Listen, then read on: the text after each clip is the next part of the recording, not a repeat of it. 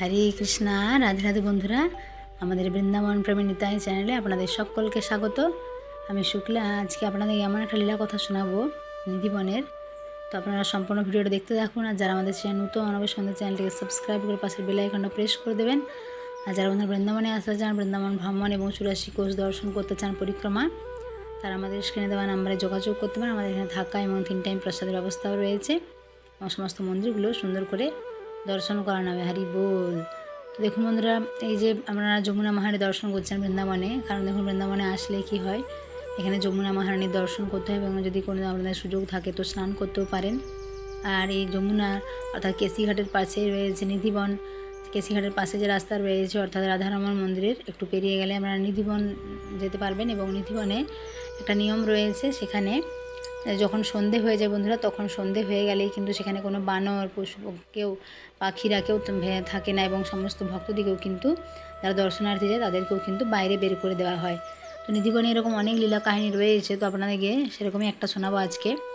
আর এছাড়া এখানে কত রকমের ইতিহাস রয়েছে নিধিবনে, তো সেই সব বিষয়ে আজকে আপনাদেরকে সবটা বলবো। তো আপনারা পুরো ভিডিওটা দেখতে থাকুন। তো দেখুন এখানে নিধিবনে কী হয়, ভগবান শ্রীকৃষ্ণ এখানে সন্ত হরিদাসের ভজনায় সন্তুষ্ট হয়ে শ্রীকৃষ্ণ এবং রাধারানী এখানে বাকেবিহারী রূপে তো প্রকট হয়েছিলেন নিধিবনে। তো এখানে এখনও পর্যন্ত বন্ধুরা প্রতিদিন রাত্রিবেলা কি হয়, রাধাকৃষ্ণ রাসলীলা করেন। এখানে নিধিবনে রয়েছে যে তুলসী গাছগুলো রয়েছে, এখানে 16,108 তুলসী গাছ রয়েছে এরকম বলা হয়। তো এখানে প্রতিদিন রাত্রে সেই যেসব তুলসী ভাঙগুলো গোপীরূপ ধারণ করে রাধাকৃষ্ণের সাথে রাসলীলা করেন এই নিধিবনে এখনও পর্যন্ত প্রতিদিন রাতে।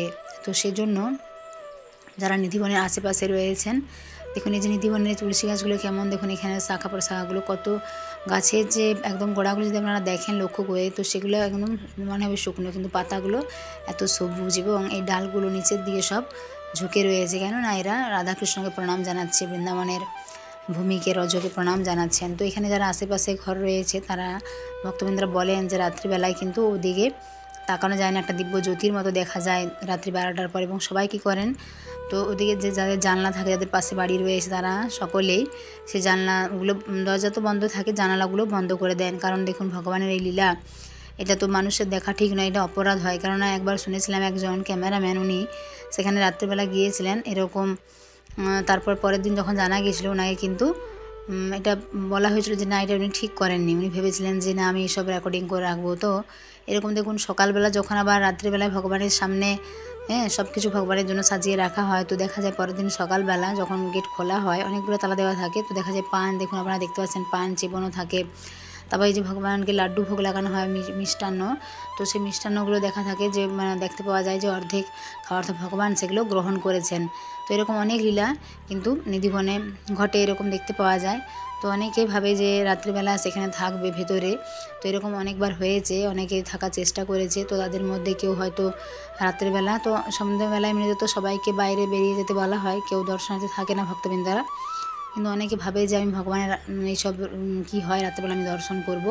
তো এরকম 2-3 জনের ক্ষেত্রে হয়েছিল, তারা রাত্রেবেলা ছিল এবং পরের দিন সকালবেলা দেখা গেছে কেউ দেহ রেখে দিয়েছে, মানে মারা গেছে, কেউ বা বোবা হয়ে গেছে, অর্থাৎ সে শুধু তাকাচ্ছে, কিছুই বলতে পারছে না, কেউ বা অন্ধ হয়ে গেছে। তো এরকম অনেক সময় হয়, এরকম হয়েছে 1-2বার। তো এরকম দেখুন ভগবানের লীলা বোঝায় কি মানুষের কাজ, এটা খুব দুঃসাধ্য ব্যাপার, ভগবানের লীলা কিন্তু কেউ বুঝতে পারে না। তো ভগবান রাধাকৃষ্ণ এখানে কী করেন, প্রতিদিন রাতে এই যে সমস্ত গোপীরা রয়েছেন, অর্থাৎ যে সব বৃক্ষগুলো আপনাদের দেখালাম, সেই বৃক্ষগুলো কিন্তু গোপীরূপ ধারণ করে রাধাকৃষ্ণের সাথে রাসলীলা করে। এখনও পর্যন্ত এখানে রাসলীলা হয়। তাই পাশাপাশি যারা বাড়ি রয়েছে তারা অনেকেই বলে যে রাত্রিবেলা ঘুঙুরের শব্দ শোনা যায়, কারণ রাধাকৃষ্ণ যে রাসলীলা করেন তাহলে ঘুঙুরের আওয়াজ, তো ঘুঙুরের আওয়াজ শুনতে পাওয়া যায়, অনেকেই ঘুঙুরের আওয়াজ শুনতে পান। এবং বাড়ি থেকে যে দিব্য আলো, দিব্য জ্যোতি, সে আলোও কিন্তু অনেকে অনুভব করেছেন। সেদিকে তো দেখার নিয়ম নেই। এবং একজন মাতাজি, উনি একটা ঘুঙুর কুড়িয়েও পেয়েছিলেন, তো উনিও যত্ন করে সেটা রেখেছেন। বলা হয়েছিল রাধারানীর যে পায়ের নূপুর, সেখানে ঘুঙুর। তো দেখুন এখানে বৃন্দাবনে রাধাকৃষ্ণ কত লীলা করে চলেছেন প্রতিদিন, তাই না? নিধিবনে এখনও পর্যন্ত প্রতিদিন রাতে এই ঘটনাগুলো হয়, অর্থাৎ রাসলীলা করেন রাধাকৃষ্ণ এখনও পর্যন্ত। তো দেখুন ভগবান কি মানুষকে দেখা দেয়, ভগবান কেউ কি ভগবানের এইসব লীলা মানুষ কি বুঝতে পারে না। কেননা দেখুন ভগবানকে কী দিয়ে ভালোবাসতে হয়, প্রেম দিয়ে, ভক্তি দিয়ে, তাই না? তো অনেকে এরকম করে। তো আপনারা যখন বৃন্দাবনে আসবেন বন্ধুরা, নিধিবন অবশ্যই দর্শন করবেন এখানে রয়েছে রংমহল, যেখানে প্রতিদিন হ্যাঁ সেখানে রাধাকৃষ্ণের জন্য অনেক শৃঙ্গার, রাধাকৃষ্ণের অনেক বস্ত্র অলঙ্কার দিয়ে সব দেওয়া থাকে রাত্রেবেলা। এবং যখন সকালবেলা দরজা খোলা হয় তখন দেখা হয় সমস্ত শৃঙ্গার অলঙ্কার দিয়ে এলোমেলো, অর্থাৎ রাধারানী রাত্রেবেলা সেই সমস্ত নতুন বস্ত্র পরিধান করেন। হ্যাঁ সেই সমস্ত চুড়ি যে থাকে বিভিন্ন শৃঙ্গার, সেগুলো কিন্তু তিনি সেগুলো পরিধান করেন এবং তারপর রাসলীলা করেন। তো সেগুলো সকালবেলায় কিন্তু এলোমেলো থাকে, সেগুলো অনেকে যদি পূজার দিকে বলে তো সেগুলো প্রসাদ হিসেবে অনেকে পায়, হয়তো একটা কোনো সেবা রাশি সেখানে দিতে হয় অর্থ, তারপরে কিন্তু সেগুলো পাওয়া যায় সেই ওড়না। তো দেখুন কত ভাগ্য যারা এগুলো পায়, তাই না? তো এগুলো যদি আপনারা কখনো ভোরে যান মঙ্গল আরতির সময়, অর্থাৎ নিধিবনে 5টার সময় গেট খোলা হয়, তো সেই সময় গেলে কিন্তু আপনারা এগুলো দর্শন করতে পারবেন।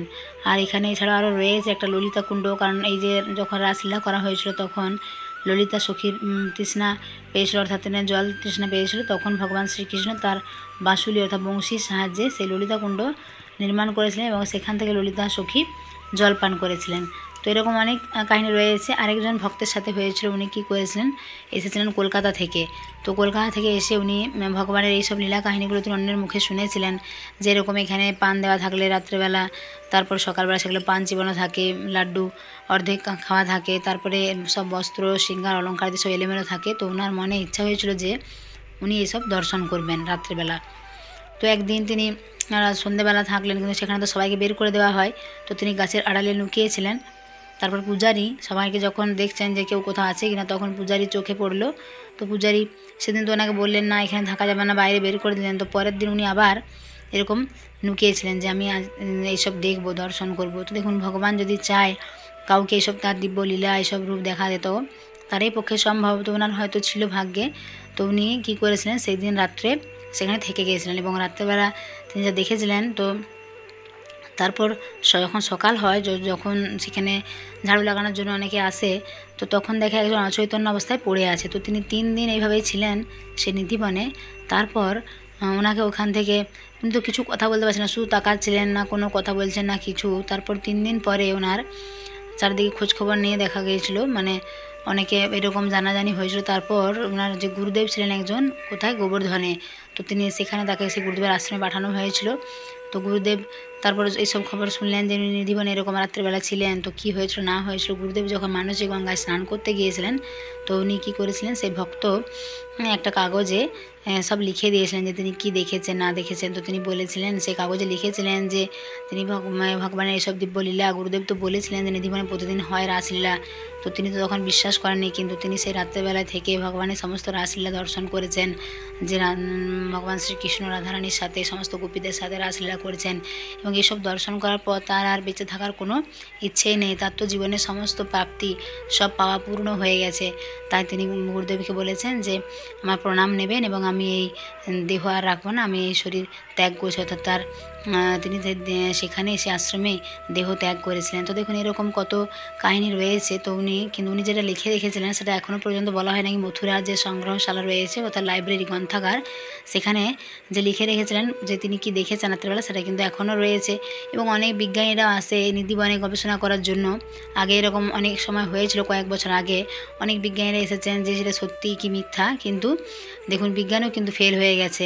এখানে দেখা যায় যে তুলসী গাছগুলো রয়েছে, রাত্রেবেলা কী করেছিলেন, সেই অনেকে যারা গবেষণার জন্য এসেছিলেন একটা গাছের সাথে আরেকটা গাছ সুতো দিয়ে বেঁধে দিয়েছিলেন। তো পরের দিন সকালবেলা যখন তারা আবার দর্শন করতে এসেছেন ভেতরে, তখন দেখলেন সেই সুতোগুলো সব ছেঁড়া, অর্থাৎ ছিঁড়ে গেছে। কেননা দেখুন প্রতিটা বৃক্ষ, তুলসী গাছগুলো রয়েছে এগুলো একটা অন্য প্রজাতির তুলসী বৃক্ষ এগুলো। তো এই সমস্ত বৃক্ষগুলো যেহেতু গোপীরূপ ধারণ করে রাসলীলা করে, তাই সেই সুতোগুলো ছিঁড়ে গেছে। তখন তারাও দেখুন অবাক হয়ে গেছে, তাই না? তো দেখুন এইসব ভগবানের জিনিসে কিন্তু গবেষণা এইসব কি চলে, কিন্তু মানুষ তো অবুঝ, অনেক মানুষ জানে না, তাই এইসব করেছে। কিন্তু দেখুন ভগবান কত কৃপাময়, দয়াময়, তাই মানুষের সঙ্গে কত লীলা করে চলেছেন ভগবান। অনেকের ক্ষেত্রে বিপদে আপদে ভগবান প্রতি মুহূর্তেই কিন্তু পাশে থেকে যান। অনেকে সেটা উপলব্ধি করতে পারে এবং অনেকে সেটা উপলব্ধি করতে পারে না। তো আমরা যদি ভগবানের ঠিকমতো সেবা পূজা এসব করি, ভগবানের শৃঙ্গার সুন্দর করে করা হয়, ভালো করে জপ করা হয়, তো এরকম যদি করা হয় তো ভগবান দেখবেন আপনাদের সবসময় কিন্তু পাশেই থাকবে। তো আজকে লীলা বন্ধুরা কেমন লাগলো আপনারা অবশ্যই কমেন্ট করে জানাবেন এবং হরে কৃষ্ণ রাধে রাধে লিখতে একদমই ভুলবেন না।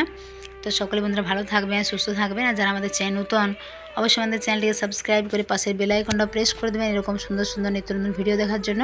কারণ আমাদের চ্যানেল রয়েছে বৃন্দাবনে অনেক সুন্দর সুন্দর ভিডিও।